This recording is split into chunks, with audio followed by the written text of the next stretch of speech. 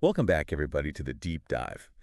Today we're going to unpack something I think pretty fascinating, Okay. and that is indigenous perspectives on the Trump presidency. Interesting. Yeah, so specifically, we're going to be looking at this rally that was held in support of his 2025 inauguration. Okay. We've got some news articles, we've got some firsthand accounts, and we even have some thought-provoking Wow. comparisons to historical figures like Sitting Bull. It's interesting how we often use these figures from the past to either support or challenge the modern Right. political viewpoints of today. Exactly. And you know what? Some Native Americans actually traveled thousands of miles to attend this rally. Wow. But at the same time, this event also sparked some pretty serious debate and skepticism within those same indigenous communities. So right off the bat, Yeah. we're seeing this really interesting mix of hope and concern. I see. Our main source for today's deep dive is this article from nnonews.com that details this gathering of indigenous Trump supporters in Washington, D.C., and they're braving the cold and the rain to be there for this event. And we have to remember this isn't just a snapshot in time. This is part of a long and complicated story. Right? This relationship between tribal nations and the U.S. government has been marked by, let's be honest, broken treaties and power imbalances. Yeah. So seeing indigenous people actively supporting a president raises a lot of questions. Right. What's at stake for them? What are they hoping to gain from this? That is a great question, and that's what we're here to find out today. Okay. So the article mentions 3 Navajo citizens, Michelle Sheelan and Francis, and they traveled over 2,000 miles Wow. from New Mexico to be at this inauguration. That's dedication. What do you think motivated them to make such a journey? Well, the article highlights a range of issues that seem to resonate with these supporters, like economic growth, healthcare concerns, and then this idea of tribal sovereignty. Yeah, tribal sovereignty is more than just a phrase, right? Oh, absolutely. It's the inherent right of indigenous nations to govern themselves, to manage their own lands and resources, Right. and to make decisions that best serve their own communities. Exactly. So it's not just about having a say in the broader political system, but about maintaining control over their own destinies. So it's like self-determination. Absolutely. And this desire for self-determination is a recurring theme throughout history, especially for indigenous communities. Okay, so we're starting to see just a little bit of the complexity here. Yeah, This isn't one monolithic group with a single viewpoint. right. Some supporters might be focused on economic opportunities, while others are prioritizing the strengthening of tribal governance. And the article even points out this tension, where some folks are worried about the erosion of that very sovereignty they're fighting for. That's a good point. It shows that even within a group that might seem unified on the surface, Right. there are these internal debates and anxieties about the best way forward. Absolutely. It's a reminder that we can't make sweeping generalizations about any community, especially when it comes to something as nuanced as political beliefs. Now, the article also mentions this reception that was held by the Navajo Nation Washington office that evening. Okay. Sounds like it's a pretty big deal. Featured a performance by the Navajo gospel band August Remedy. Cool. And plus, some pretty key figures were there. Arizona Rep. Eli Crane, Navajo Nation President Boo Nygren, and former Vice President Myron Lizer. Okay. Yeah. So it seems like this reception was more than just a celebration. Right. It was likely a strategic move, a chance for indigenous leaders and their allies to get face time with the new administration, make their voices heard, and maybe even sway some policy decisions. So we're seeing this mix of celebration and strategic maneuvering. Yeah. But it's not just about the big picture politics, right? We also have this really powerful firsthand account to consider, and it focuses on Wiayak, a Lakota Sioux woman who traveled all the way from the Pine Ridge Reservation to be at this rally. And her story offers a completely different lens through which to view this event. Yeah. We see the excitement, the crowds, the chance of Make America Great Again.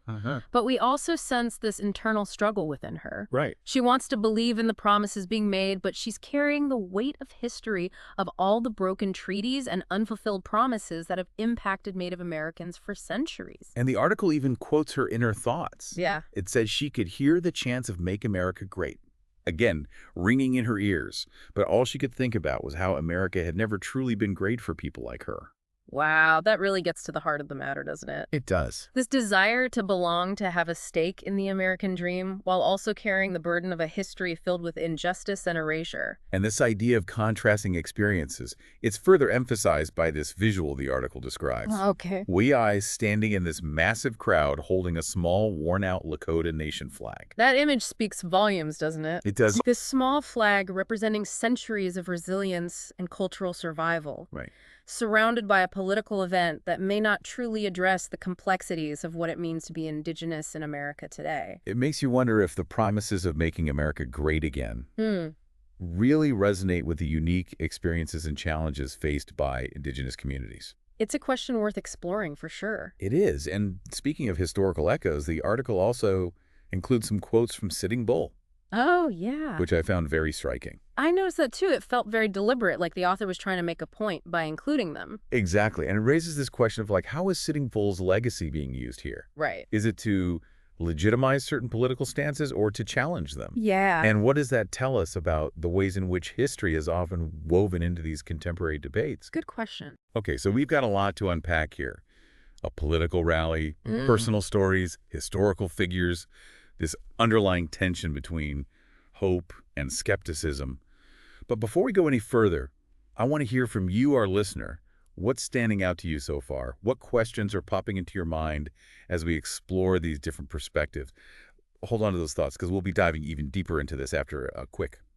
It's fascinating how this rally becomes this intersection point, right? Bringing together all these seemingly disparate elements. Yeah. We've got this modern political event. All right. And then personal stories like We Eyes. Right. And then the historical weight of figures like Sitting Bull. It really drives home how these issues of sovereignty and representation, they're not just things of the past. Yeah. They're woven into the fabric of people's lives today. It's like we're seeing the past and present collide in real time. Exactly. And you mentioned those Sitting Bull quotes. Yeah. It did feel deliberate, right? Like the author was trying to make a point by including them. Absolutely. I think it's more than just drawing a historical parallel. Yeah. By juxtaposing Sitting Bull's words with the events of this rally. Right. The author is inviting us to ask some really tough questions, like how much progress has actually been made since Sitting Bull's time? Right. Are the promises being made at this rally genuine attempts to address historical wrongs, or are they just empty slogans? Wow, that's such a good point. It's like holding a mirror up to the present and asking, are we truly living up to the ideals we claim to uphold? Right. And remember that quote, let us put our minds together and see what life we can make for our children. Yes. It's a powerful statement about responsibility, Yeah. about shaping a better future. Right. But it also challenges us to think critically about whose voices are being heard, whose needs are being met, and whose vision of the future is being prioritized. It makes you wonder if everyone at that rally, Indigenous or not, was truly committed to putting their minds together to create that better future for all. Well, and that's where YS story is so crucial. Right. Here she is standing in a crowd that's supposed to be celebrating her community, Right. but she feels invisible, unheard. Yeah. It's like she's caught between this desire for change for a better future Yeah. and this deep-seated skepticism born from a history of broken promises. That internal conflict that she's wrestling with, Yeah. it feels so relatable, so human. It does. We all want to believe in something bigger than ourselves and the possibility of positive change. Right. But when you've seen those hopes dashed time and again, it's hard to fully embrace that optimism. And it's particularly poignant because it speaks to a larger truth about the Indigenous experience in America.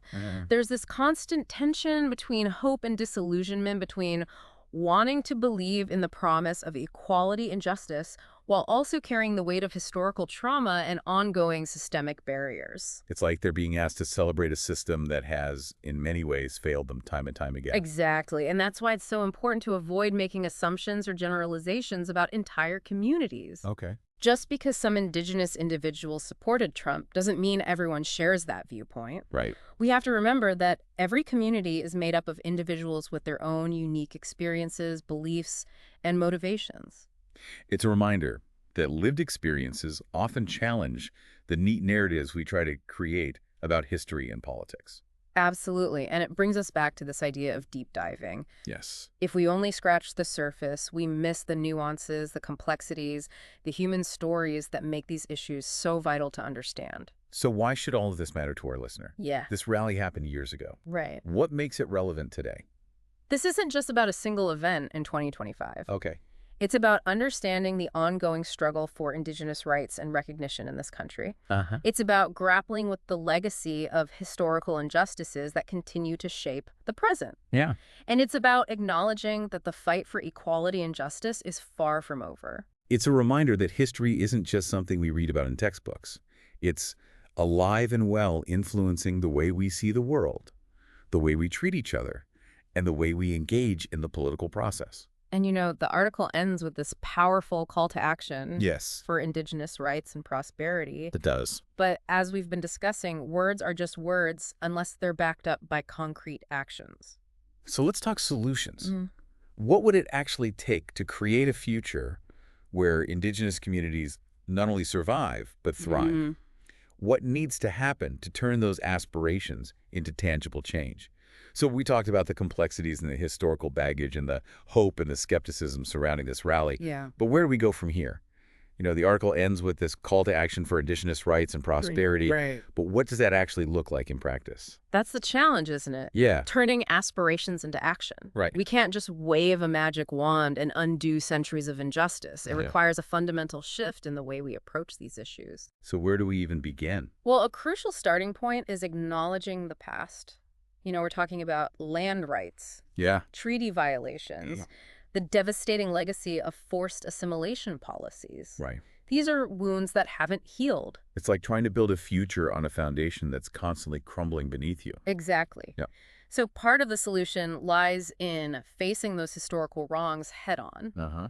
It might mean revisiting treaty agreements, Okay. returning stolen lands, Oh. providing meaningful reparations for the harm that's been inflicted. That sounds like a massive undertaking, probably with a lot of pushback from those who benefit from the current system. Without a doubt, these are deeply entrenched power structures we're talking about. Right. But the longer we delay addressing these fundamental issues, Yeah. the more we perpetuate the cycle of injustice and inequality, and that affects all of us, not just Indigenous communities. So beyond righting past wrongs, what are some other steps we can take to support Indigenous rights and prosperity? Another crucial area is empowering tribal sovereignty. It's about recognizing the inherent right of Indigenous nations to govern themselves, to manage their own lands and resources, and to shape their own destinies. It's about moving away from this top-down approach where the federal government dictates policies and towards a system where Indigenous communities have genuine autonomy and self-determination. Precisely. We also need to invest in economic development initiatives that are led by and benefit Indigenous communities. Okay. This could mean supporting sustainable businesses, Mm-hmm. promoting cultural tourism, Right. creating educational and job training programs that cater to their specific needs and aspirations. So it's about fostering economic independence while also preserving their cultural heritage and traditions. Absolutely. And education plays a critical role here as well. Yeah.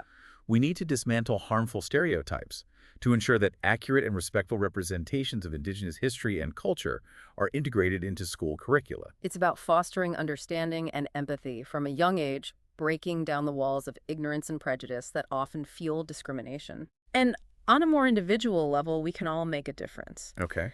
Supporting Indigenous-owned businesses, amplifying their voices on social media, Yeah. educating ourselves about the issues that impact their communities. So it's about being active allies, not just passive observers. Exactly. Every action, no matter how small, contributes to creating a more just and equitable world. It brings us back to that Sitting Bull quote, doesn't it? Yeah. Let us put our minds together and see what life we can make for our children. Powerful words. It's a call to collective responsibility, recognizing that the future we create impacts everyone. And it's a reminder that the fight for Indigenous rights and prosperity isn't just about the present. It's about the legacy we leave for future generations. Right. It's about creating a world where all communities have the opportunity to thrive, where diverse voices are not only heard, but truly respected and valued. That's a powerful message to carry with us. It is. We've covered a lot of ground today, from a seemingly simple rally to the complexities of history, sovereignty, and the ongoing struggle for justice. Absolutely. We've heard personal stories, explored contrasting perspectives, and hopefully sparked some critical thinking about our own roles in shaping a more equitable future. Thanks for joining us on this deep dive. And remember, the conversation doesn't end here. Keep learning, keep questioning, and keep pushing for a world where all voices are heard and respected.